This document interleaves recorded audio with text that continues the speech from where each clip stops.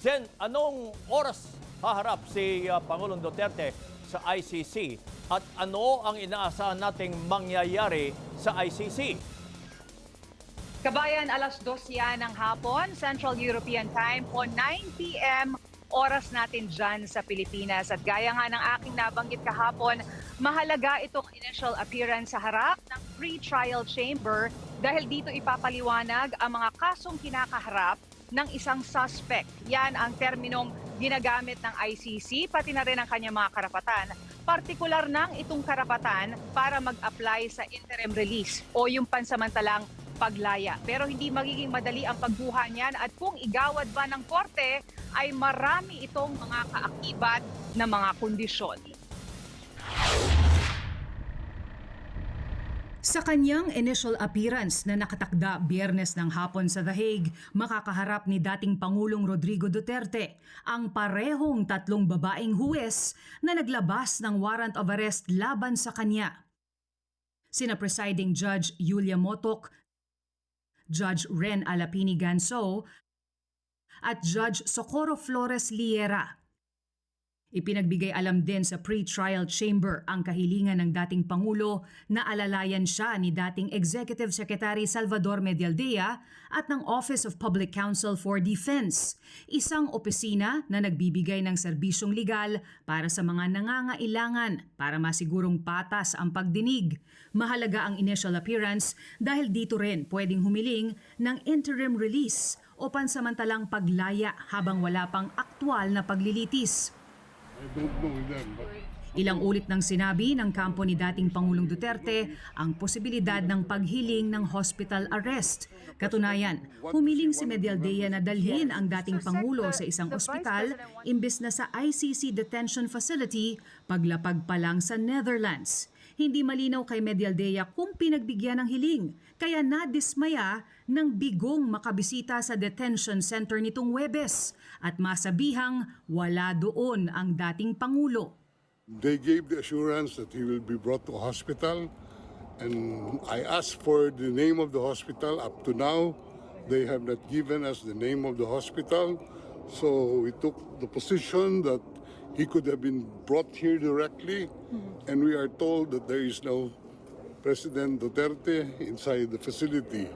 We are at a loss at this time, and lokohan na ito. Is it possible he is in a hospital somewhere? I hope he is in a hospital somewhere, but not in this facility.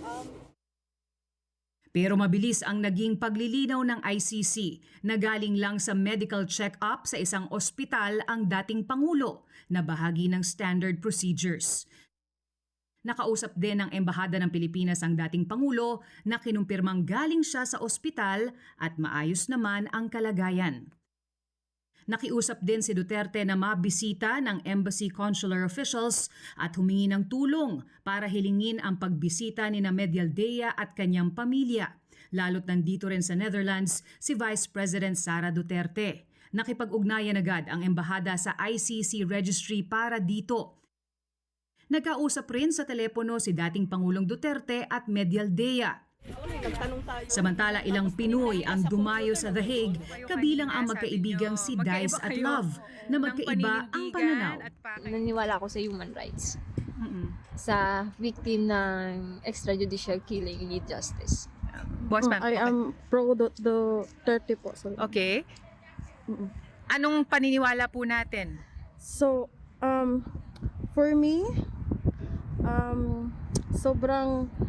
sobrang sakit ng nararamdaman ko kasi for me wala siyang kasalanan. Magkaibang paninindigan nyo, pero magkaibigan kayo. Magkaibigan, super. Trial chamber. Kung mag-avail Ayon naman sa abogado ng ilang biktima ng giyera kontra droga ng Administrasyong Duterte, nakaangkla sa mismong mga batas ng Pilipinas sa humanitarian law ang naging pag-aresto sa dating Pangulo. hindi po siya injustice. In fact, this is really an implementation of the international criminal justice system. Nakasatad po sa RA 9851, Section 17, Philippine authorities may voluntarily surrender a person who's being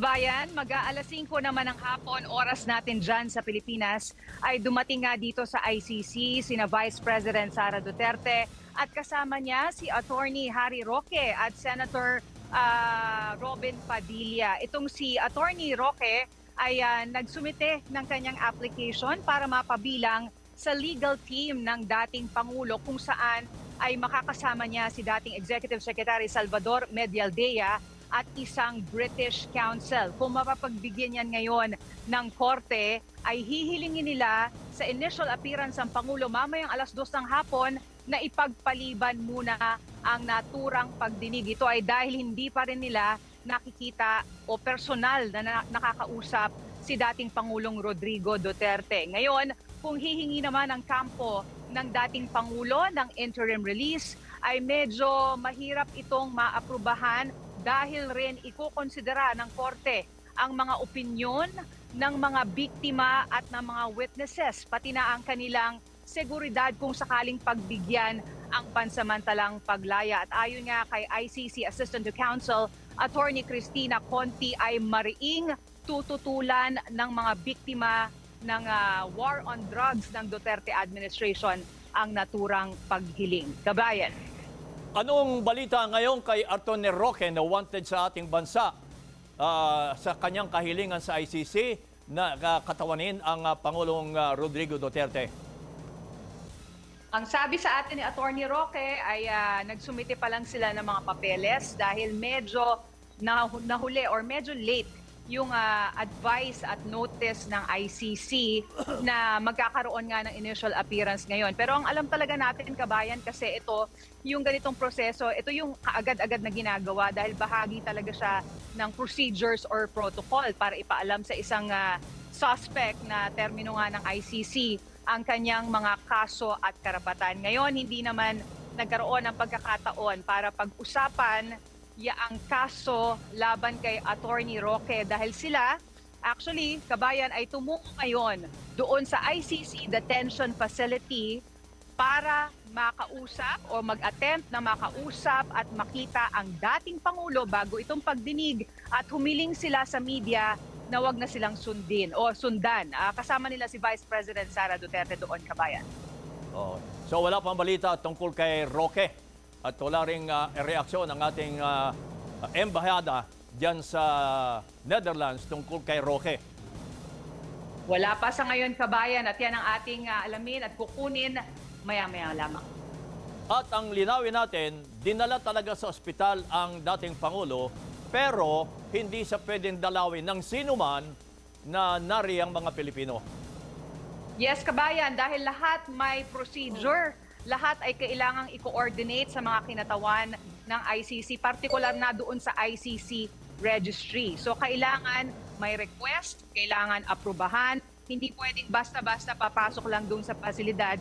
At sinabi nga kahapon sa atin, wala talagang visiting hours for as long as you have the permission. So bagamat marami doon ng mga nag-aabang na mga supporters ni dating Pangulong Duterte ay hindi sila nakakapasok sa loob, kabayan. At nilinaw nga ng ICC na si dating Pangulong Duterte ay sumailalim lamang sa mga medical checks kahapon kaya hindi siya naabutan ni dating Executive Secretary Medialdea. At mismong si Pangulong Duterte ay nakausap ng ating embahada para sabihin na siya ay sumailalim sa hospital medical check-up. Yun, kabayan. Maraming salamat, Sen Hernandez, live mula sa The Hague.